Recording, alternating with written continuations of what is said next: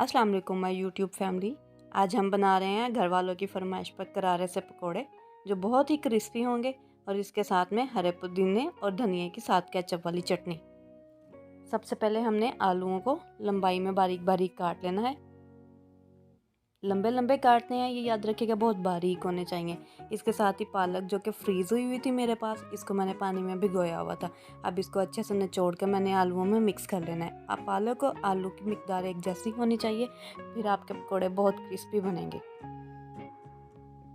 मेरे पास इस वक्त फ्रीज़ की हुई पालक थी। अगर आपके पास फ्रेश पालक है तो वो बहुत ही अच्छी रहेगी, उससे पकौड़े और ज़्यादा क्रिस्पी और क्रंची बनते हैं।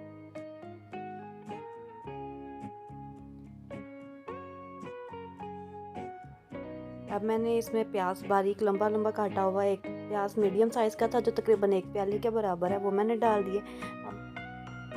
अब इसमें सब्ज़ मिर्चें जो कि चॉप की हुई फ्रीज़ की हुई थी, वो मैंने इसमें डाल दी। बेसन के 2 से ढाई चम्मच तकरीबन डालने हैं। ये याद रखिएगा, आलू, पालक और प्याज बेसन की मिकदार के बराबर होने चाहिए। इस तरह से आपके पकौड़े अच्छे बनेंगे। पकौड़ों का एक ट्रिक यही होती है। अब इसमें हम लोगों ने 2 चम्मच तकरीबन नमक के डाल दिया। मैं हस्बे ज़ायका यानी कि 2 चम्मच डाल रही हूँ, आप इससे ज़्यादा या कम भी कर सकते हैं। जितने आपको पसंद हो नमक मिर्च, उसके अकॉर्डिंगली आप इसमें डाल सकते हैं। 1 चम्मच जो है वो मैंने इसमें सुरख मिर्च की डाली है। अब इसमें हल्का सा कलर देने के लिए बिल्कुल आधी चम्मच से भी थोड़ी सी कम ही मैंने हल्दी की ऐड की है। हल्दी से अब पकौड़ों का बहुत अच्छा सा कलर आ जाता है। अब इसमें हमने थोड़ा सा गरम मसाला, सूखा धनिया पिसा हुआ डाला है। तकरीबन 1 चम्मच के बराबर हमने ये डाला है। इसके साथ ही हाफ चम्मच मैंने इसमें काली मिर्च की डाली है।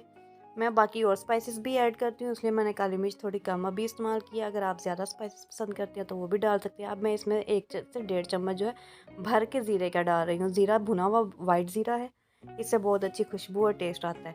अब इसमें 2 से 4 दाने तकरीबन लगा लें, या फिर हाफ चम्मच तकरीबन जो है ना वो मैं कलवंजी का ऐड कर रही हूँ। मेरे खानों में अक्सर कलवंजी ऐड की जाती है, जिससे बहुत अच्छा टेस्ट आता है।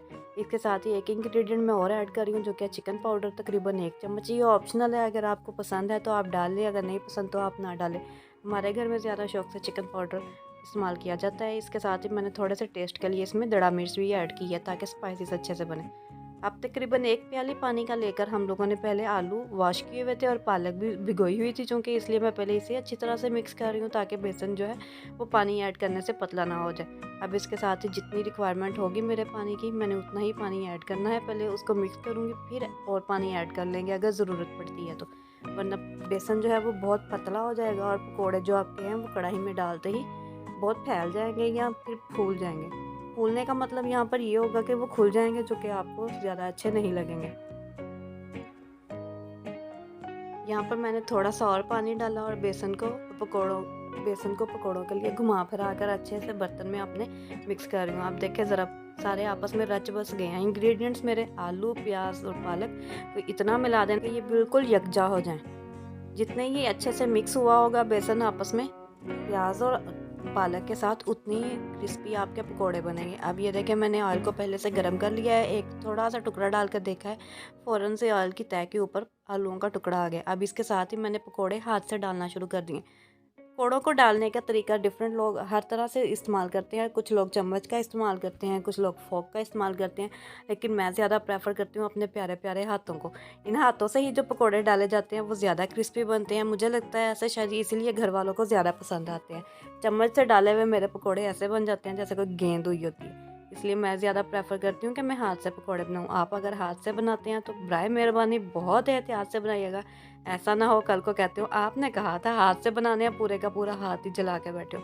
अच्छा, इसको पकौड़ों को डालने के बाद आपने फ़ौरन से नहीं हिलाना, 2-3 मिनट उन्हें पकने देना है। जब एक साइड से लाइट ब्राउन हो जाए तो आपने इन्हें हिलाना है। अगर आप फ़ौरन से हिला देते हैं तो क्या होता है, कढ़ाई में सारे पकौड़े खुल जाते हैं, और खुले हुए पकौड़े कभी भी मेहमानों को या घर वालों को पसंद नहीं आते। ये देखिए, मैंने बहुत हल्के हाथ से इन्हें पलटा है। अभी पलटने के बाद थोड़ी देर के लिए इन्हें छोड़ दूँगी, ताकि दूसरी तरफ से भी इनका कलर लाइट ब्राउन सा हो जाए।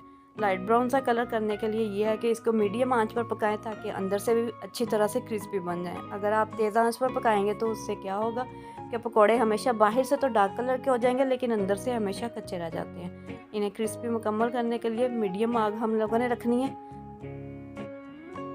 अब एक दफ़ा फिर से मैं थोड़ा सा चम्मच हिला के उसकी साइड चेंज करने लगी हूँ। और ये देखिए ज़रा लाइट येलो सा कलर आ रहा है, जो कि हल्दी ऐड की थी। कुछ लोग हल्दी नहीं ऐड करते, लेकिन मुझे इनमें पकौड़ों में ये कलर बहुत अच्छा लगता है। ये देखिए अब मैं पकौड़ों को थोड़ा-सा चम्मच के साथ घुमा फिरा रही हूँ ऑयल में, क्योंकि इनको भी तो घूमना फिरना चाहिए। घूमने फिरने से सेहत तरोताज़ा रहती है। इसी तरह पकौड़े भी हमारे तरोताज़ा बनेंगे, बिल्कुल क्रिस्पी होंगे और बहुत अच्छा कलर इनका आएगा। अब ये देखिए कलर बहुत लाइट ब्राउन सा होना शुरू हो गया है।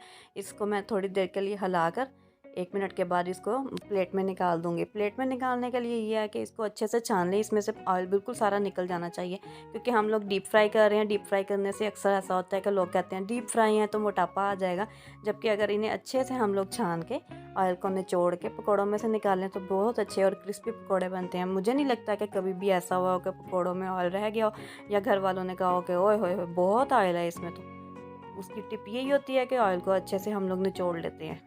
ये देखिए अब मैंने 2 मिनट इसको पकौड़ों को रख के फिर उन्हें निकाल रही हूँ। एक प्लेट में मैंने थोड़ा सा टिश्यू रखे हुए हैं, उसमें मैंने अपने पकौड़े निकाल लेने हैं। ये देखिए पकौड़ों का कलर कितना अच्छा आया है।